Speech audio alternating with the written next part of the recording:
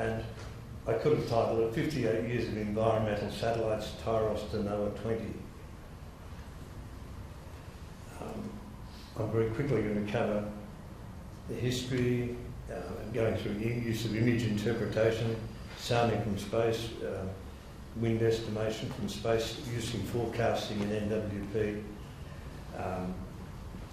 preparation for advanced satellites, and a summary conclusion. So I thought I'd start off 10 years after the gold rush occurred in Victoria, 1861. And what I've got here shows the need for satellites. This is probably one of the earliest analyses done at the Bureau, and it shows data from the whaling boats after the season's finished being used in the analysis over the Southern Ocean near South Africa. As you can see, there's plenty of blank around there, but that was the, I guess, the status of analysis in 1861 in the Southern Oceans. And if you go 102 years later in 1963 at the Bureau, these are just some pictures of the flimsies I used to draw, like tissue flimsies. Get out there with a pencil and draw the MSLP here, 700, 500 and 300 hectopascal charts. And as you can see, they're not particularly continuous, and they were the basis for forecasting. And these are probably optimistic, these charts, because when you were doing this duty, you used to come in the next day and go back to the chart you did the day before, and if a low had arrived in Western Australia, you'd put it out and you'd sort of extend back. So these are an optimistic representation. So the problem was basically we had radiosonde coverage over the southern hemisphere like that, and the tropics, so next to nothing. Quite a few synoptic observations over the land, but all this area here with a cloud,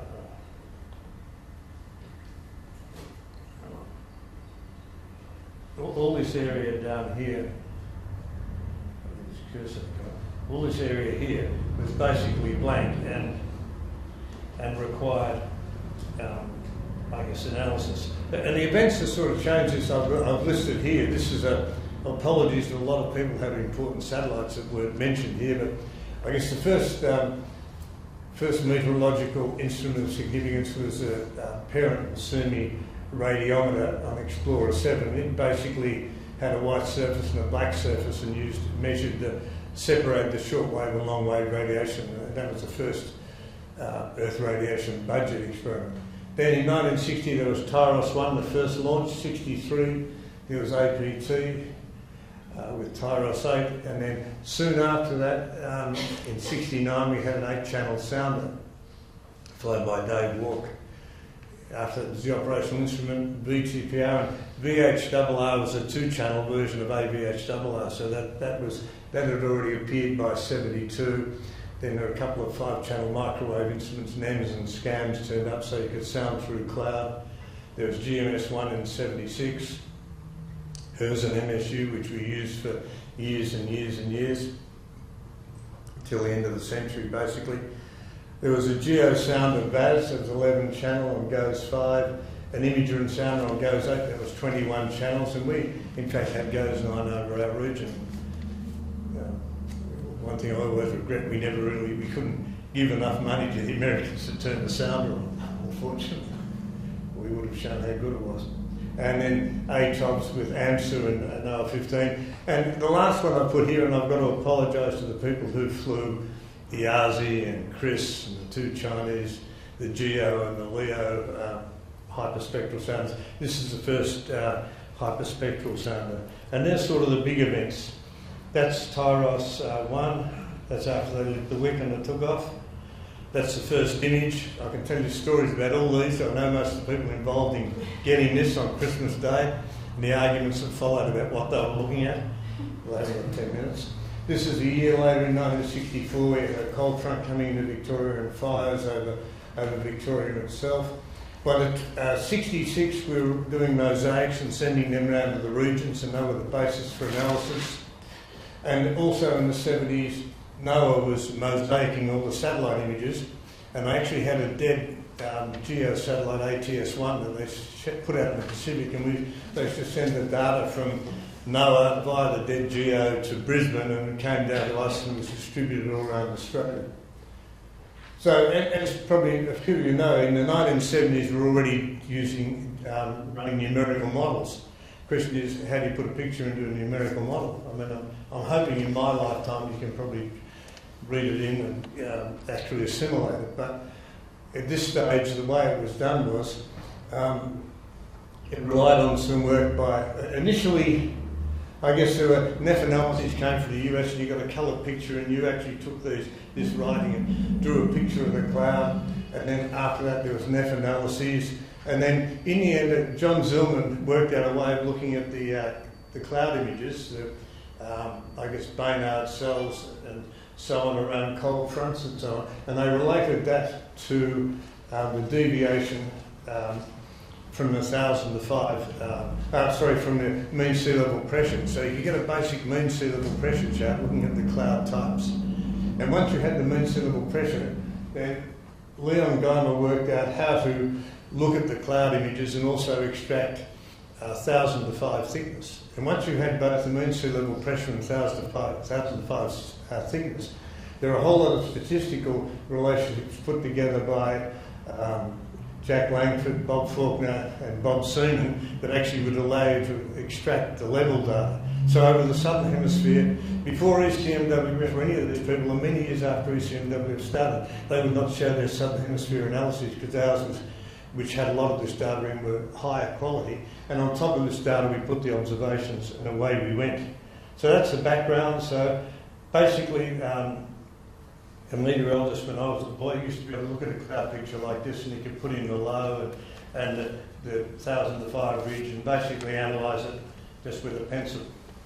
Okay, so how do we get from doing it that way to doing it the way we do it now? Well, these are the fellows who did it, Gene King and Lou Kaplan. They basically were talking in the 50s, 58, 59, about using the radiances going to space in the CO2 bands to use those to determine temperature profiles, so you can actually analyse the atmosphere. And Dave Walk, who I know quite well, we must have a bit more time to talk about this, actually built the first radiometer, and you can see published the first sound. In fact, the first sounding he did wasn't done that way. They opened the window of the lab, the air-conditioned lab, poked it out the window and did the sounding looking upwards, not looking downwards. But anyway, Dave Walk did that, and at the same time Rudy Canal flew an interferometer such as we use now. And that was all done in 69 and 70, and Dave Walk published his first. So the way it worked, for those who have done it already know, this is the CO2 absorption band here, around 15 microns, and what happens is if you have a channel that sits on the edge of the band, because there's not much absorption, the radiation going to space basically comes from the lowest layers. Like this is where channel 2 is in the band. This is where channel 2 is in the band, not in the very absorbing regions.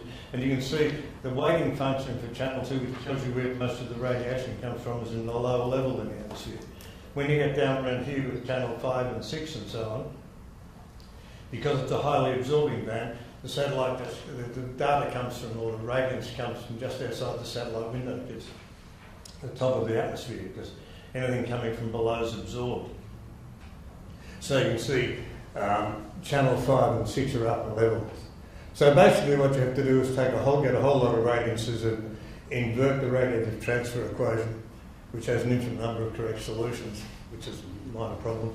But you basically work out the most probable solution to get the radiance. As I said, I think they published the first soundings, but as I said, really they weren't the first soundings. The first soundings were done out of the window of the lab. And by 1970, Bill Smith, Hal Wolf, a group of people had taken this CERS data and using a linear retrieval scheme, had put into the US model, and this is a case in 1969 where they ran a forecast, and you can see from this forecast there's two lows and a high at top, and you actually get that in the forecast using service data, you don't without it. This is actually what got the thing into operation. There was a senator who nearly got shaken to pieces going to Japan when they had a bad forecast, and they worked out if they were using the service data it would have been okay, and that's another long story, but that was moved quickly. So that's basically what was happening on the world scene. In Australia, we were, due to Ray Valance and a whole lot of other people, Graham Kelly, a few old people like me, because we had nothing in the southern oceans, we actually put satellite ground stations around Australia. Some of the original hardware was built at RMIT, and we used that, and by the early 1980s, we were the only country outside the US that had direct readout of satellite data going to our operational suite. So we were doing direct readout and the simulation of this data, I guess, before anybody else. Okay, the next step was moving from those, 20 channel infrared sounders to the state of the art. This is Ayers without a solar panel out. There's the motors and Ayers sitting under those two white spots under the satellite, there, the big ones, and the microwave instruments on this side, and Serene on top. So this is Ayers as it flew. It basically measured 2,378 channels, all of which the taxpayer paid for. And each channel basically measured the radiation coming from under each one of these little weighting functions here. So you've basically got radiation from slabs through the atmosphere, and the trick is to untangle the radiation coming from each slab. Early on in the piece, we'd sort of worked, there was a lot of argument about this in the early days. In the 90s, when this instrument was being put together, there was Kaplan, Sean Toomey, who wrote the book on inversion of infrared radiances, or inversion of radiances for remote sensing. Chaheen, Smith, there are a lot of people, Henry Fleming, talking about how the channels are all redundant, they sample the same area, there's a lot of them, how many you need to optimise the retrieval. And basically the answer is, I would go the only way to work this problem out is just do it. And then once you knew what the right answer was, you can then use that to justify why using more channels is better. Anyway, that shows you that if you used several thousand channels, you can get the temperature profile accuracy in 1 kilometre slabs to below 1 degree. And the moisture, I think you can probably do a bit better than that. Now, the first experiments were done in the 70s. We went for a year till about 2004 with everyone getting no impact from this. Well, this is a bit embarrassing because the instrument cost about 600 million. I think you'd be really out of it at the score for everything. But in 2004, we managed to actually show big impact from the Ayers instrument. This is in the southern hemisphere, this is in the northern hemisphere. And of course, it was the first big impact of Ayers. The most important sounder we have at the moment was published in an AMOS journal, the AMM.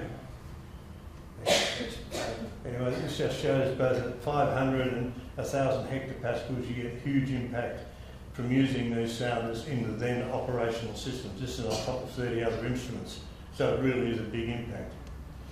Okay, the argument about data density, one of the things that was done in the early days by some places was to thin the data down and only use it in conjunction with the microwave. To get rid of the cloud problem. So if you used 1 in 18 footprints, like many people were doing, we decided we'd show the effect on anomaly correlation of throttling the amount of data used that way. And we also went through and showed that if you compared anomaly correlation with the global forecast model, with the number of channels you use, you can see there's pretty much, you add in more channels, it does better. Now, you can spend an hour talking about why that's the case, because it might well be there is a lot of redundancy, but you also get a root 2 advantage, or an advantage because you're sampling more. It's a long story, but basically, if you want to get maximum bang for your buck out of these instruments, you've got to use as much data as you can, which is common sense. What does the Bureau do now? We use these satellite data for heaps of applications, which I'm sure Leon will probably tell you all about these in great detail. Mark gave you this example of something that came from the European staff developing thunderstorm app, and you can see the cloud forming off the east coast of Australia with the developing thunderstorms, again delineated by the lines. And this is actually a convective rainfall, again straight from the satellite application. But the biggest use of satellite data is the sounding data, the temperature and humidity data, and also GPS and GNSS data now become an important source. And we have wind from scatterometers, polarimetric radiometers, that's WindSat. That first impact of that was in an AMOS journal as well. And we now have a Doppler wind LiDAR in space, and every 10 minutes we generate millions of wind vectors from tracking clouds and water vapour features. In addition to that, we can also assimilate the raw radiances. So we've got to the stage now, if you want to run a high-resolution global model and be world's best practice, you should have 100 satellite data streams going into your system. That's sort of state of the art. And on top of that, you know, soil moisture, emissivity, SST, NDVI, a lot of other things as well. I'm not going to go through and say what the Bureau uses and doesn't use yet, because I'll be here all day. There's a sample of some of the things. Again, I'm not going to go through it because it will take too long. But there's microwave, infrared radiance and infrared radiances, clear sky radiances. You can see there's a great range of things. And these all feed the 25-kilometre global model, 12-kilometre regional model, and the 1.5 kilometre capital city model, as well as the 2C model. And the 1.5 kilometre capital city model is now going assimilating, so we're putting data into that at the moment. So why do I make such a big fuss about satellite data? Well, in the southern hemisphere, it really determines the quality of our understanding of the atmosphere. And it's the simplest way of looking at it is if you look at the 0.9 value up there, with this magenta curve shows the quality of a forecast done without satellite data and show you how it degrades in time. 0.9 up there, where that magenta lines at 0.9 to 24 hours, means, roughly speaking, the correlation between the forecast and verifying analysis is 0.9. If you look, that occurs at 24 hours into the forecast with no satellite data forecast. If you ran satellite data, the forecast has that quality out to 4 days. So in the northern hemisphere, you get the same quality as a 24-hour forecast at 1.6 days. So the huge advantage of satellite data is the northern hemisphere, the southern hemisphere. Just a huge difference. And things like heavy rainfall, and again there's a heavy rainfall event forecast there 2 days out. Without satellite data you don't get anything, and this is a verifying analysis. But generally speaking, if you want to forecast heavy rainfall and give emergency services 2 days to get ready, sandbag and whatever, warn the people, you can't do it without satellite data. You basically have, the quality's not there. And tropical cyclone tracks is a huge impact too. You double, in many cases you double the errors and so on by not using satellite data. So I'm not going to try and explain this diagram except to say the length of these lines for each of those instruments, like there's 2 instruments on the top line there, Iazi, 4 amps is on the second, there's 1 CRIS. These length of these lines tell you the percentage reduction in forecast errors at 24 hours in the global model. And you can see the red components there, which are the satellite components, are making the big impact. Now, to simplify it, Chris Tingwell ran this the other day and he put them all together. So if you look at infrared, 31% of the reduction in error in the Australian region due to observations comes from the hyperspectral infrared. Then below it's upper air, then surface, microwave, atmospheric motion vector, etc. Now, basically 60% of the error reduction is satellite, and when you go to the globe, it's basically 70%. So the satellites are the big hitters. Now, if you look at some of the satellite products we've got and under development, some examples of these data, we've always used satellite data to generate cloud-driven winds. Like the image data from Himawari 6, 7, 8, or right back to the start, have been used locally to generate cloud-driven winds. And when you put these into the every hour into the forecast model, you get a significant improvement in the forecast. This is the reduction in geopotential height at 24 and 48 hours. It's positive at all levels, 12, 24, 36 and so on hours. This is no surprise, this chart, because I can show you the same one from 1995. It's been happening for a long time. Now we've got this additional data coming from the Himawari satellite every 10 minutes. And that's an example of just one shot of the upper level winds around Tropical Cyclone Iris. You can use these and put them into the model. We're the only people doing it every 10 minutes. And the reason is simply because on the left there you have the winds available from using the data once every hour, and this is a wind, the infrared data only, not the visible plus the water vapor data. This is the data available from using all the winds. So you can see all the images to generate winds, infrared winds. So you can see the coverage is a lot better. So what we can do is effectively plaster that image if we process the data every 10 minutes. In addition to that, this is just a picture in the Tasman where yellow is infrared winds and the beige ones are visible at one particular time. And you can see they all make a contribution to defining the circulation. So you've got to use all the channels as well. And I've got here just an example of their application to Tropical Cyclone Pong, which was a forecast which was a real problem. Fortunately, Himawari 8 was just being tested out then, so we had hold of some test data and we were able to regenerate winds for this cyclone that formed up in the northwest and came down and landed in Onslow. That's an example of some 10-minute winds just thinned down from channel 14 and the visible channel 2 data. And this data was up to 1 kilometre resolution. And when you assimilated, I won't show you the bad track, but when you assimilated this data, you've got the red crosses, and in fact the thing blew apart near the coast to some extent. It got sheared apart. And the forecast for this was a great improvement on the other one. If you look at the track error, it went like that, but it ended up at 800 kilometres at 50 hours. Now those winds are calculated by tracking in successive pictures, tracking cloud elements and water vapour elements and knowing their temperature so you know how high they are in the atmosphere. Another way of doing it is using a Doppler wind LiDAR. And AOLIS has just been launched.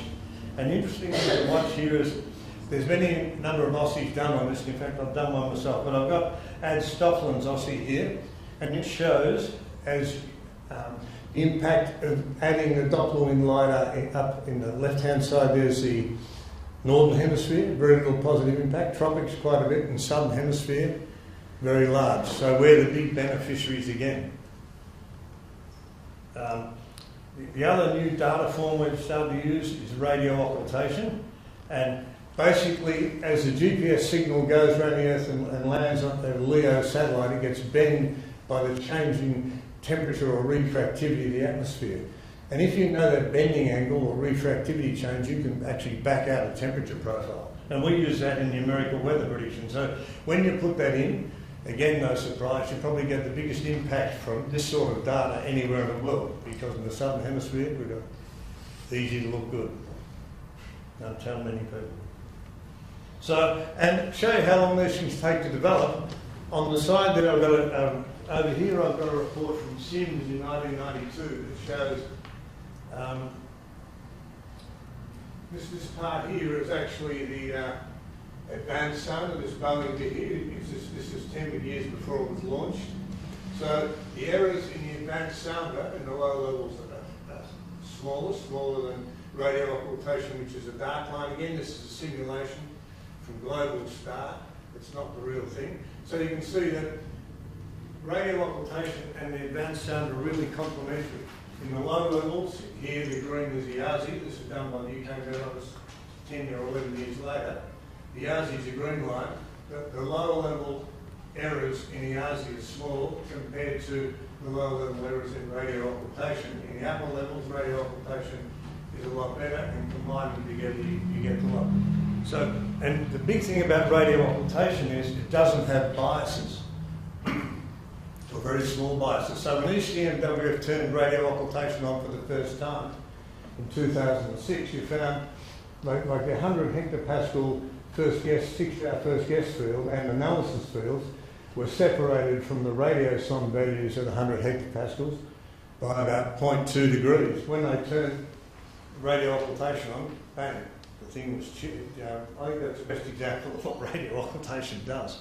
It actually makes the bias, it gets rid of the bias, and effectively when you do the cross-calibration of all the instruments, it doesn't just make them equal, it makes them right as well. Okay, the other thing we're doing at the moment is we've got plenty of GPS stations around Victoria. The big challenge at the moment is to get the moisture cycle modelled correctly. It's in every model, and I mean every model, it still leaves a lot to be desired. The thing about measuring the zenith total delay of these signals at a GPS station is they effectively measure the delay in the GPS signal of the order of metres due to moisture in the atmosphere. And from that you can easily back out total considerable water. Now we've done some simulations with inverting the radio transfer equation using Z2D with it, so we actually know, we think we know what the impact is. But here over Victoria with RMIT and later GA, we've got together, we've got every GPS station in Victoria being processed between RMIT mainly and GA. They come in real time and they give us ZTD. And when you put those in the 1.5 kilometre assimilating capital city model, which has a 1 hour cycle, and press the button, and you're not doing it with them alone, you're doing it with all this other data, CRIS radiances, the Yazi radiances, AIRS radiances, everything else in the system. When you press the button and look at the impact, you can actually see something happen, and we've got to go, this will have to be done for months, but basically here, you can see, and this is a heavy rainfall event last December the 2nd, the other one was going to be 10 out of 10 and so on. Of course, a bit of consternation here and there. This line down here is a 50mm of rain line. Now, I'm not saying one case shows everything. What I'm showing is what effect one case has had in this situation. So, you've basically got the 50mm line down here in reality. When you run the capital city model without any input from Z2D, so you actually find this 50mm lines between this green colour and this grey colour. You find it's well removed from Melbourne. In fact, it's not quite in the right place. When you turn on the Z2D and run the assimilation again, you can basically see this 50mm line is moved back to where it ought to be. Now, I'm not claiming it does this every time, but what I'm saying is you can put this measurement, you can make the moisture in the model constrained to a total slip of water effectively at 1 or 2 millimetres, which is a really good constraint. You've got the sounding data and other things, although the sounding data again not used properly over the cloud. But this data actually has an impact, and from what we see so far, in terms of rainfall, it looks, let me just say, it looks promising. But you'd be surprised if you improve the moisture analysis as this must do. The model didn't do better. If it doesn't do better, it means you've really just got to do a little bit more work on the model. But anyway, that's a recent result. That hasn't even been published yet, but should be in a not too distant future. So with that, I'll just say a couple of closing words.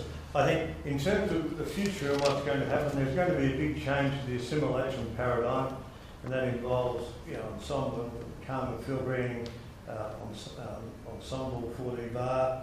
I haven't got time to go through the details, but that'll make a difference to how we actually process the data. And one of the things that's limiting this is the computation time. I mean, 4D VARs, it's the way to go, but it does take time and takes big resource.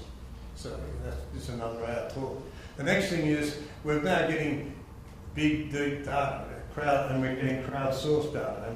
And again, I haven't got time to talk about that, but the man with the most data usually does the best forecast if he knows what he's doing. So I think there's a lot of time to be spent on that. AI, I mean, we've all used neural networks, genetic algorithms and so on in the past, but I think technology now is, I guess the development of applications has gone a distance, so there's a big chance to actually improve not only the post-processing but some of the tuning and other things using some of these applications. Again, it's another hour's talk. Small satellites are obviously cheap, easy to put up. When they fall down, they sort of don't leave space junk. One of the problems is though that like the simulating capital city model needs a sounding at 1 kilometre resolution. And unfortunately, the small sats can't sort of hack the pace at the moment, and it'll probably be a while before they get there. The moisture cycle needs doing. I mean, the sort of obvious things are the sounders have to go down to the ground. The hyperspectral emissivity has to be sorted out properly, and things like ZTD and all other sources of moisture information have to go into the model, and they're not in any model that I know yet. And another shortcoming is we still don't have CO2 or greenhouse gas monitoring. We have OCO and some of the polar orbiters, but we obviously need a geo-satellite, and that's becoming more and more of an issue. And of course, we've all been waiting for the geo-ultraspectral sounder. It's sort of, the ultraspectral sounder is the biggest hitter in our arsenal in terms of numerical impact. Some people seem to think there's some difference when you run it from 40,000 kilometres. I can't answer why, because I don't know. Anyway, conclusions, I think, because of what I've shown in terms of meteorology and other areas, but just talking about meteorology, we've got an increasing dependence on space-based remote sensing. We've got an increasing dependence on other nations' spacecraft. And this is complicated by the fact now that people like NOAA are actually trialling commercial data buys. So it's important if we want to have access to this data, free access, and it's important to be involved in the development of this stuff too, because if you're involved in development, it means you use it from day one. So we really need to think carefully about how we contribute to the space-based network and how we get the stuff quickly into our system. And the last comment is there's a growing requirement for building Australia's remote sensing capability in a number of areas. I mean, La Trobe remote sensing physics department's gone. Curtin University, who produce people like Leon and Liam Gumley, who's head of the ITWG, that's basically not funded at the moment. CSIRO Aspendale had the people who say flew the OCO and so on. That doesn't do space-based work anymore in Hobart. So I think they really need some people who have a broad understanding of this field to sit down and think about where they're going to invest and how they're going to encourage this. I mean, my idea at the moment is that what I showed you with the space-based work with ZTD, that was done with the universities and a bit of Victorian government money. I think there's a huge amount to be leveraged from the universities by interaction with the Bureau. And if we don't do that, when you go and advertise for someone to work on radio occultation or whatever else, you're just going to get no one who's been educated in Australia at the universities who's going to apply with any experience. So I think it's absolutely vital the Bureau get heavily involved with the universities in this area. And it's actually, would also be help if, I guess, people with some mature knowledge of this actually try to get with the Space Agency and make sure the national plan has got it right. And the Australian Academy of Science has already said this. This isn't new. There's just not much has happened. Anyway, with that thought,